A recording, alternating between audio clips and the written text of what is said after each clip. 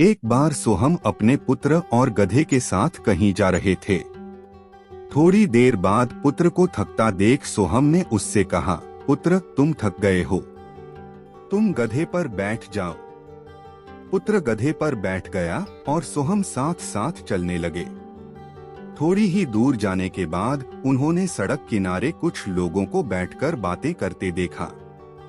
उन्हें देखकर एक ने कहा, अरे देखो तो यह लड़का कितना स्वार्थी है, स्वयं तो गधे पर बैठा है और बेचारा बूढ़ा बाप इस गर्मी में पैदल चल रहा है। साथ बैठे लोगों ने भी हाँ में हाँ मिलाई। लड़के के दिल में बड़ों की इज्जत नहीं है और न ही उसे अपना कर्तव्य पता।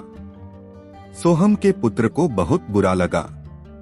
उसने कहा, पिताजी आप गधे पर बैठिए, मैं पैदल चल लूंगा। सोहम राजी होकर गधे पर बैठ गया और पुत्र साथ साथ चलने लगा। थोड़ी दूर पर फिर गांव वाले बैठे बातें करते मिले। उन्हें जाता देखकर एक व्यक्ति ने कहा, वह आदमी कितना निर्दयी है, स्वयं तो आराम से गधे पर बैठा है और लड़के को पैदल चला रहा है। साथ बैठे लोगों ने उसका साथ दिया। सोहम ने यह सुनकर पुत्र से कहा कि हम दोनों गधे पर बैठ जाते हैं। दोनों गधे पर बैठकर चलने लगे। मुश्किल से थोड़ी ही दूर पर कुछ और गांव वाले बैठे मिले।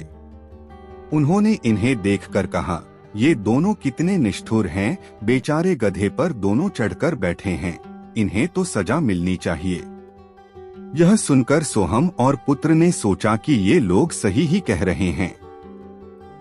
ऐसा सोचकर दोनों नीचे उतर गए और गधे के साथ चलने लगे। तभी उन्हें उनके गांव का एक व्यक्ति मिला। उसने इन्हें रोका और सोहम से बोला, सोहम क्या तुम्हारा दिमाग खराब हो गया है? हड़बड़ाकर सोहम ने कहा, नहीं तो क्यों? गांव वाला बोला, तुम गधे को बेकार ले जा रहे हो और पैदल चलकर खुद थक रहे हो। जब तुम आराम से गधे पर बैठ सकते हो तो फिर ऐसा क्यों कर रहे हो? यह सुनकर सोहम सकते में आ गया। उसने सोचा, कुछ भी काम करो लोग तो नासमझ ही कहेंगे।